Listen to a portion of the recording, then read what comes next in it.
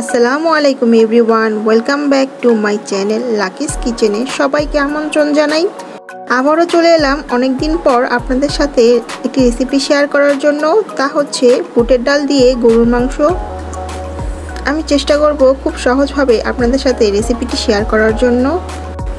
রান্না করার জন্য এখানে একটি হাঁড়িতে তেল দিয়ে দিয়েছি 1/4 কাপ, সাথে দিয়ে দিচ্ছি বড় সাইজের 2 টুকরো দারচিনি, আর দিয়ে দিচ্ছি বড় একটি এলাচ আর 3টি সাদা এলাচ। সে সাথে দিয়ে দিচ্ছি 2টো তেজপাতা মাঝখান থেকে চিড়ে দিয়েছি, হালকা একটু ভেজে নিলাম। দিয়ে দিচ্ছি 1 কাপ পরিমাণের পেঁয়াজ কুচি, এখানে আমি ফ্রোজেনটা দিচ্ছি, আপনারা ফ্রেশটাও দিতে পারেন। পেঁয়াজ কুচিগুলো নেড়েচেড়ে কিছুক্ষণ ভেজে নেব। ভেজে নিয়েছি।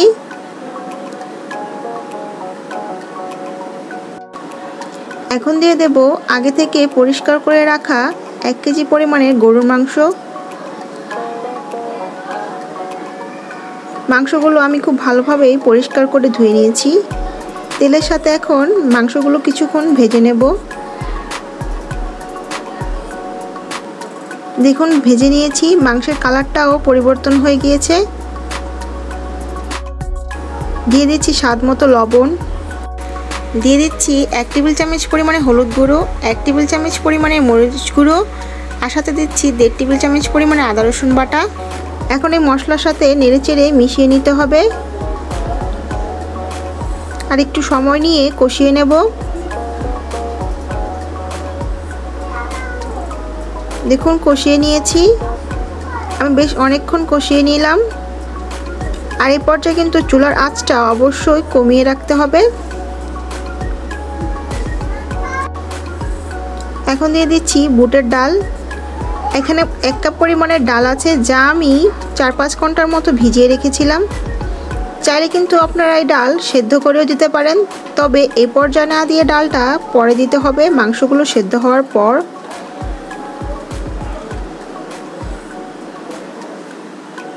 ডাল দেওয়ার পর আমি এখন ডালের সাথে মাংসগুলো খুব ভালোভাবে মিশিয়ে নেব।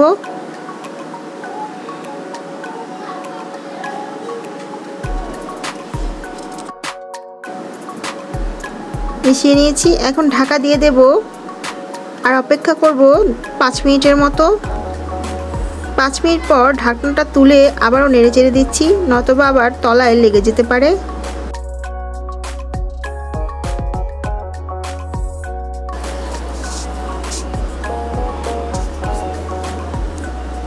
এখন আমি এর মধ্যে দিয়ে দেব পর্যাপ্ত পরিমাণের পানি।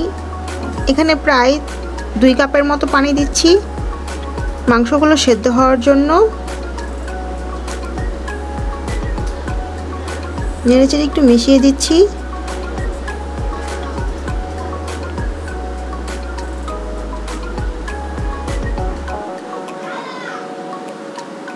এখন ঢাকা দিয়ে অপেক্ষা করব মাংসগুলো সেদ্ধ হওয়া পর্যন্ত।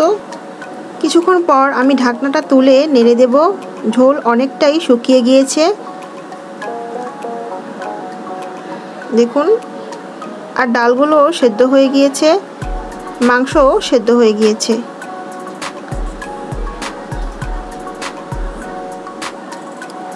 আমি এখানে একটি ডাল আপনাদের তুলে দেখাচ্ছি, দেখুন খুব ভালোভাবেই সেদ্ধ হয়ে গিয়েছে। আরও কিছুক্ষণ নেড়েচেড়ে ঝোল একদম শুকিয়ে নেব।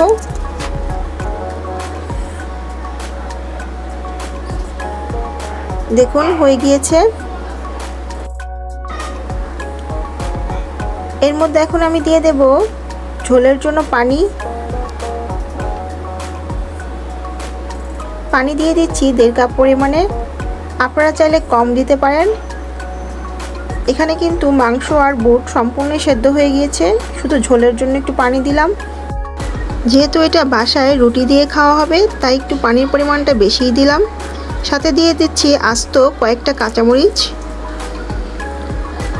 সেই সাথে দিয়ে দিচ্ছি 1 চা চামচ পরিমাণের গরম মশলার গুঁড়ো। নেড়েচেড়ে একটু মিশিয়ে দিচ্ছি আর ঢাকা দিয়ে অপেক্ষা করব পরিমাণ মতো ঝোল শুকিয়ে আসা পর্যন্ত। দেখুন হয়ে গিয়েছে, কিন্তু আমি আর শুকাবো না। এই পর্যায়ে আমি দিয়ে দিচ্ছি 1 চা চামচ পরিমাণে জিরা গুঁড়ো। জিরা গুঁড়োটা দিয়ে মিশিয়ে নিচ্ছি। রান্না কিন্তু হয়ে গিয়েছে। আমি এখন চুলার আঁচটা একদম লোতে রেখে 2 থেকে 3 মিনিটের মতো অপেক্ষা করব, তারপর আপনাদের পরিবেশন করে দেখাচ্ছি। আর এখানে কিন্তু আমি খুব কম উপকরণ দিয়েই মাংসটা রান্না করেছি। তৈরি হয়ে গেল মজাদার বুটের ডাল দিয়ে গরুর মাংস। এই তরকারিটা কিন্তু যে কোনো পরোটা, রুটি, নান, পোলাও, ভাত, খিচুড়ি সব সাথেই মানিয়ে নেবে। আশা করি আমার রেসিপিটি আপনাদের সহজে লেগেছে। আমার ভিডিওটি ভালো লাগলে আমার ভিডিওতে একটি লাইক দিবেন, আপনাদের ফ্যামিলি এবং ফ্রেন্ডদের সাথে শেয়ার করবেন। আমার চ্যানেলটিকে সাবস্ক্রাইব করে পাশে থাকা বেল আইকনটি প্রেস করে দিবেন, তাহলেই আমার নতুন নতুন ভিডিওগুলো সবার আগেই আপনাদের কাছে পৌঁছে যাবে। সবাই ভালো থাকবেন, সুস্থ থাকবেন। আজ এই পর্যন্তই। Bye bye, take care and আল্লাহ হাফেজ।